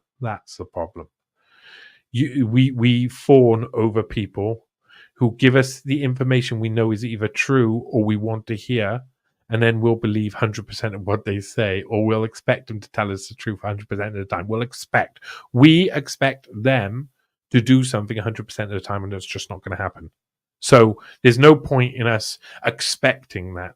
And the messages, the majority of the messages these people use is the same with, say, Alex Jones. You know, when you actually listen to a lot of what he says, it's truth.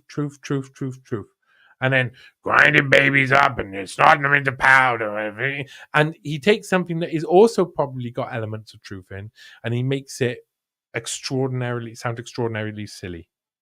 And it ridicules all the rest of the information in the bucket. So he's got a bucket of information, 95% full of truth, with 5% bravado and lies or exaggerations or silly stories thrown in.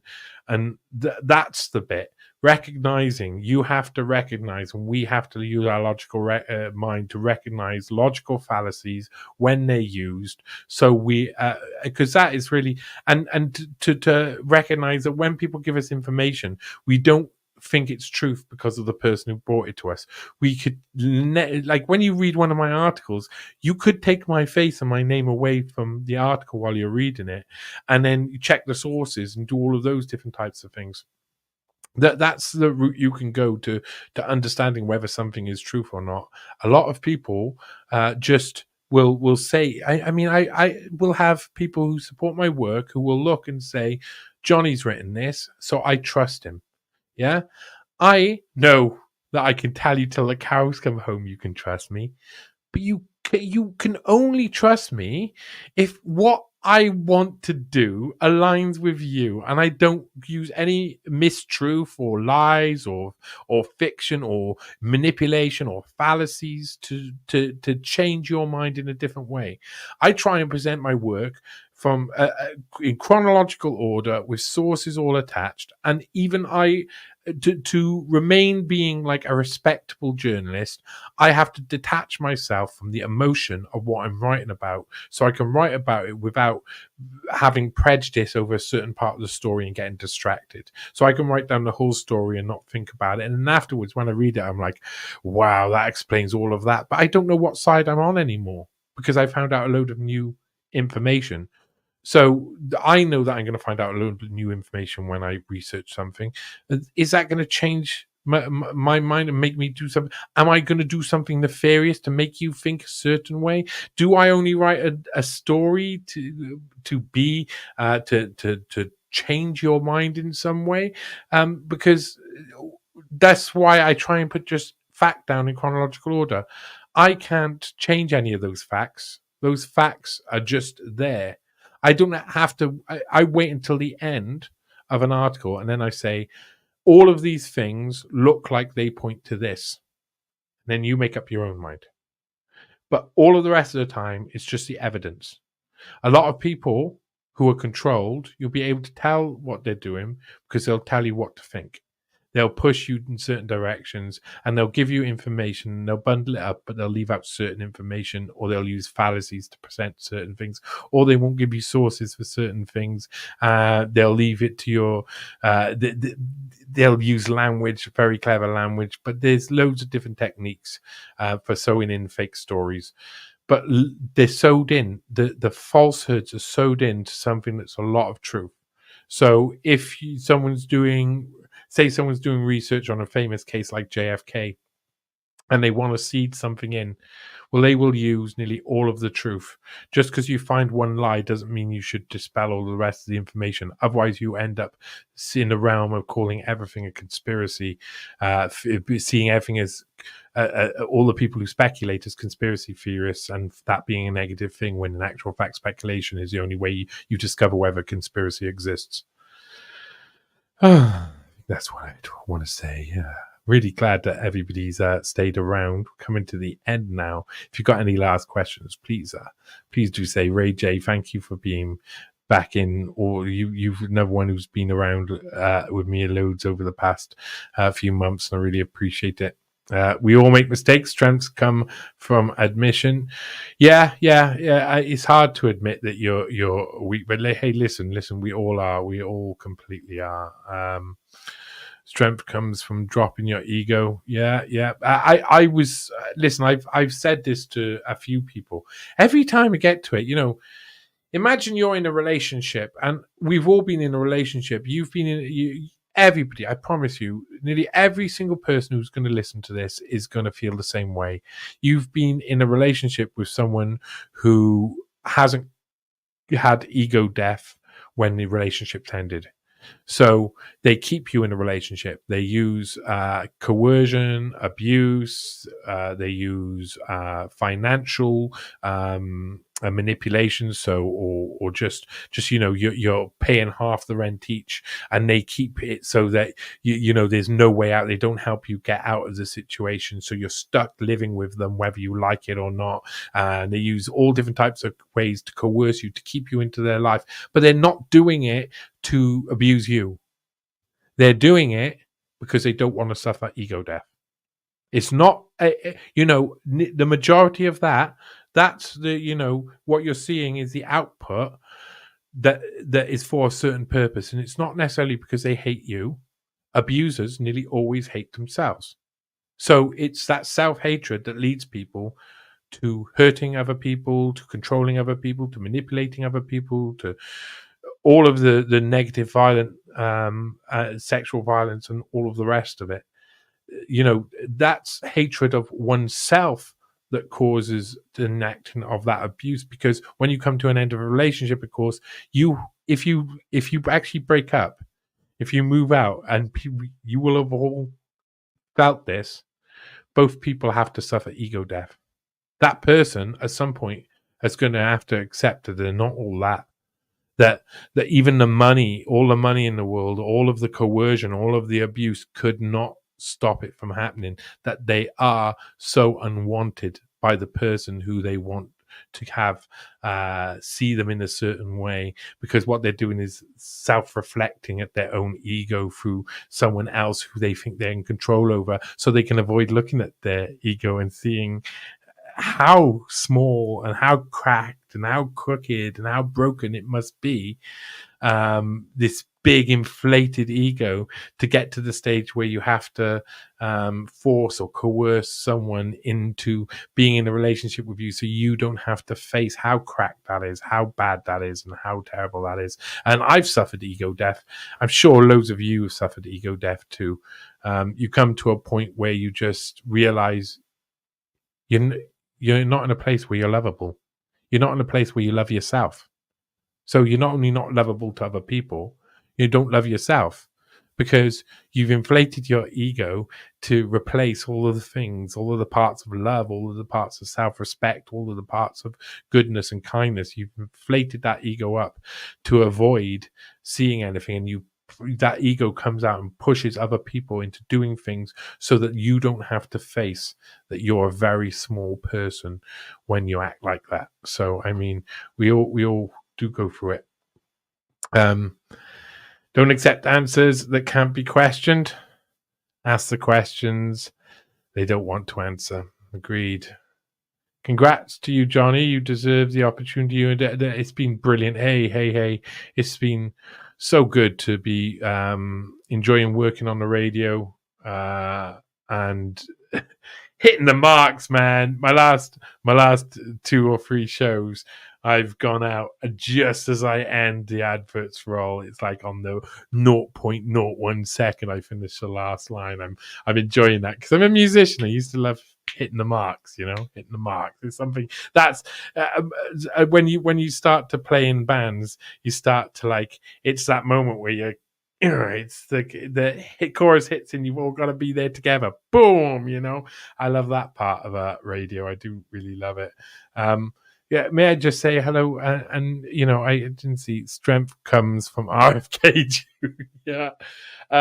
To SLGBTQIA plus whatever Waluda. Hello. I just want to say hello again. I emailed Johnny earlier today. Cannot wait to hear back from him. Okay, well, you will hear back from me. I think I know. Yeah, I think I know. You said you've been on TNT before, and we talked about some stuff, and it was concerning Switzerland. Maybe is that the one, or is it something else? Oh my god, I should check my spam folders. Yeah. Well, anyway, I was kidding about RFK. Yeah, okay, we know. Johnny, with you. It's what you see is what you get. You keep it real. I love you all, guys. Don't worry about it, Johnny. Life happens. Busy making other plans. Same shit, different day. Yep. Have you looked into Michael Persinger, Helmet of God?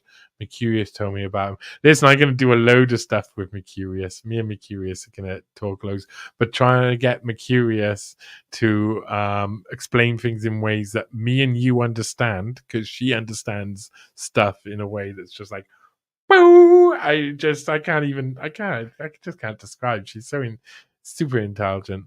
Love your sweater. When is your detailed theory about Jack the Ripper going to come out? Thrilled to hear you put to waste all the other theories. Laid to waste. I cannot talk about that. I had before I worked for I went to Chile and was doing the unlimited hangout stuff. I would say I was on the second draft in a sense, of a book on Jack the Ripper, and I've gone so far, and it's amazing. Really looking forward to eventually showing people that. Really amazing. Or have you heard of organoid intelligence, transhumanistic, trying to grow your own people? Yeah, okay, yeah. I think that's what Epstein was looking into as well. Yeah, Jack the Ripper stuff, just say Jack the Ripper stuff will come eventually, but sheesh, I got a load of stuff to do, man. Life is hard. Gypsy 2007, that's their job. I hate Gypsy 2007. Nice to see you here. Post-hypnotic suggestion running out. Ship ashore. System of the Down. Yeah, System of the Down. I never liked System of the Down. Don't ask me why. I just never liked them. I think it was people I didn't liked them. You know, sometimes that happens. Everything is done on a consensus these days. Anyone who doesn't agree is ridiculed, branded as conspirator. Yeah. JV, did you get my DM about my Palestine? Yes, I did. I will. I haven't heard from him yet. So hopefully do. What you're describing about truth and people being wrong or lying is also about real truth coming to light. Some people say the world is getting worse. It is not. You're getting to the truth. Yeah, we all are. We're gonna have to do it together. We're gonna seriously, and that's not a cliche. Please, could you tell us about Jordan B. Peterson's blue blood status? Cheers. Well, I mean, blue blood. Well, that's his mother's line. Anyway, it's really interesting. We did a couple of Ask Me Anythings about Jordan Peterson's blue blood lines. He's got loads of them. But it's really interesting. His Norwegian side of the family. Well, some of it you don't know because his grandfather was adopted by Bernd and Clara Peterson. So that's not actually Jordan Peterson's genetic line. But the other side was basically normal Norwegians. But then, yeah, you got some Germans. I would really love to see the German part of the lines because he's got a German part of the line on his mother's line. And then he's got the British part that goes back to some amazing people. One of the most interesting parts was it got back to the Wookiee line. The Wookiees. Wookiee is a place, the Wookiee. That's of Wookiee, and Wookiees in Somerset where Wookiee Hole is. And then you get back to the Stanley line, and the Stanleys are big. And I mean, you're talking Charlemagne, Merovingian kings and queens, emperors of the past. We go all through the kings, the kings and queens of Wales, old Wales, old Brittonic kings, Normans. The mother of William the Conqueror, Helena de Falaise, is a direct ancestor. An amazing journey. The Savages, who are Knights Templars, at least that's what the rumor is. I haven't been able to find much evidence to back that up. I mean, it's brilliant. You watch Who Do They Think They Are, the Jordan Peterson ones, if you want to go on that journey. It's a big journey. This is Association on Rockfin, by the way. Yo, man. Okay. You're lovely to me. I really appreciate how lovely you are to me. Oh. So we're winding this up. Don't take things personally. Projection is the victim's MO. Yeah, failure to deal with their dark side. Yeah, we all gotta talk about dark sides. Dark Commission. I don't have an ego, and make damn sure everyone knows it. Yeah, you just gotta you've got to be willing to make fun of yourself, to feel the bottom and feel the top. You just gotta go with the flow, man. Go with the flow. Holly Swinton, late night phone-in show with Dr. Vedmore, our sexy Agni uncle. You stop it. You are gonna make me blush. Oh, and Snow White's being all flirtatious now too. Stop it, ladies. Stop it. With the whole ego death spiel, it sounds a lot like those who seek power, shame, self-loathing, and projection, an abusive relationship on a global scale. Yeah. I think I think trends, maybe we can see it as trends have ego deaths as well. Like a trend bubble becomes so big that eventually it's a massive, like, combined ego. Like this, all of the people involved in pumping up that trend are all the most egotistical. And once they discover it's just a trend, they have mass ego death with under the banner of a trend. And then they say afterwards, yeah, I used to do all of that stuff. I used to be into all that activism on that way or this way, but then this happened and that happened and I learned my lessons. So yeah, maybe. Yeah, there's lots of laughter over Dr. John Vedmore, Johnny Vedmore. You know, the late night talk doctor. Yes, sorry. Okay, I'm very happy to be around you guys, and I wanted to say thank you. Oh my God, it's moving too fast again. Those who seek power over others are all in ego. It's a tough nut to crack. Yeah, no problem. No point in trying to crack it, really. You just got to let those guys kind of pop themselves, if you know what I mean. System of the Down is a downer. Yeah, Serge and Biafra have a lot in common with these days. Oh, by the way, Serge blocked me when I challenged him on Russophobia and admiration for NATO. I always found him a little bit negative, you know. I'm not going to get into being downers on System of the Down. Abe, thank you. No, I got to speak with you, Abe, at some point. I'll make a time this week and we can have a conversation as well and talk about other stuff. I know you wrote up a piece that you sent to me that got to go through. I've been really busy, but we will. Hi everyone. Look, Nat getting there at the end. Hello, MTL Momzilla.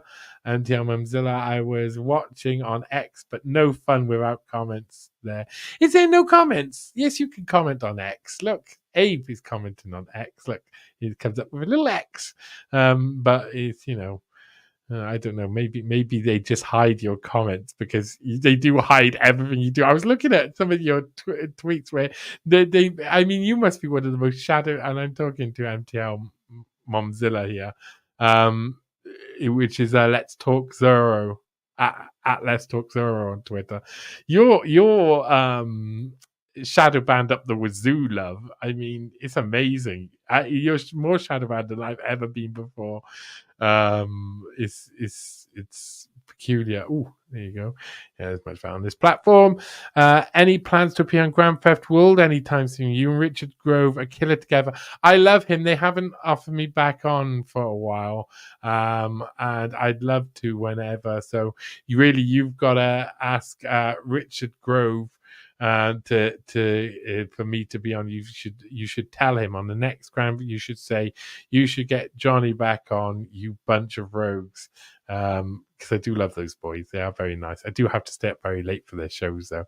It's like 4 or 5 o'clock in the morning for me. Punk metal is a psyop, so it makes sense.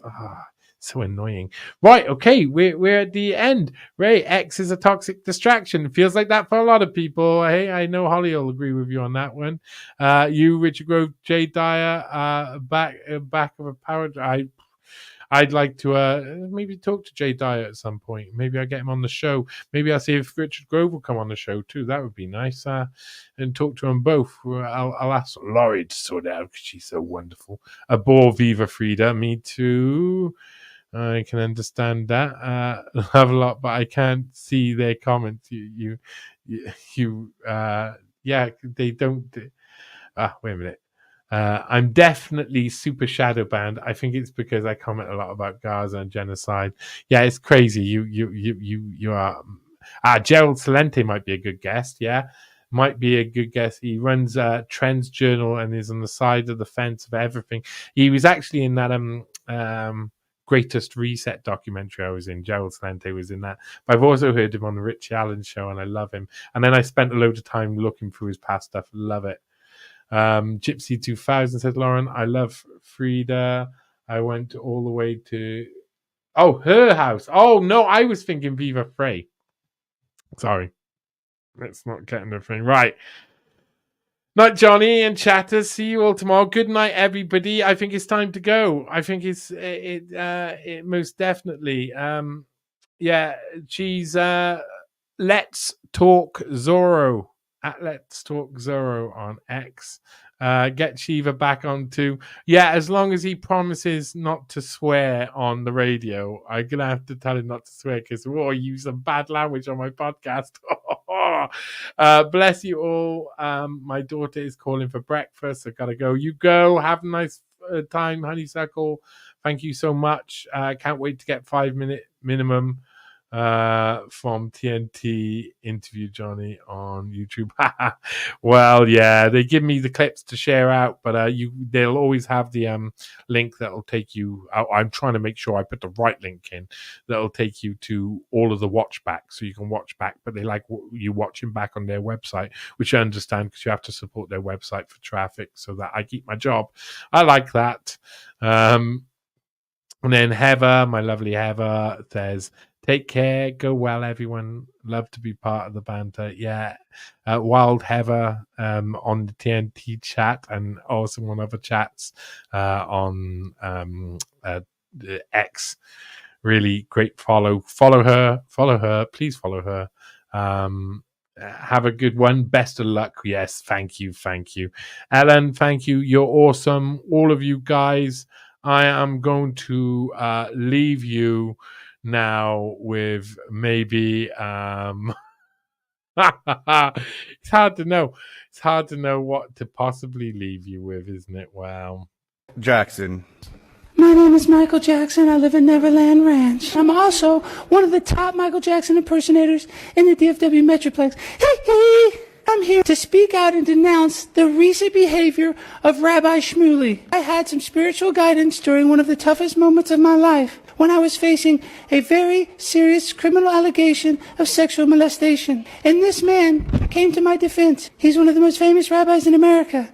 But recently, he has been perpetuating negative stereotypes of the Jewish people by wearing a prosthetic nose. All the tropes of Judaism he's trying to make fun of, which I stand against. So Rabbi Shmuley, I denounce you.